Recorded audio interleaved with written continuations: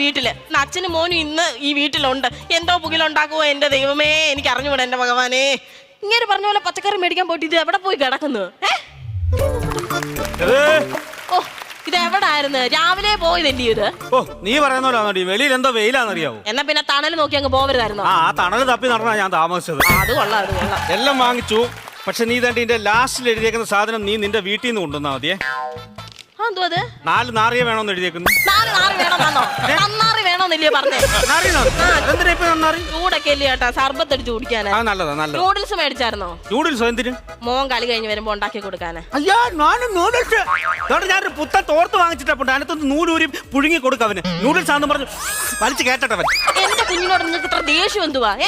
എനിക്കുണ്ട് ദേഷ്യം അവനോട്. എനിക്കറിയാം നിങ്ങൾക്ക് എന്താ എന്റെ മോനോട് ദേഷ്യം. സർക്കാർ എന്ന് സ്ത്രീധനം നിർത്തലാക്കിയോ അന്ന് മുതൽ സ്വന്തം മോനെ കാരണം നിങ്ങൾക്ക് കയറുവായി. അതൊന്നുമല്ല, ഞാൻ ഇതിനൊക്കെ എതിരാ.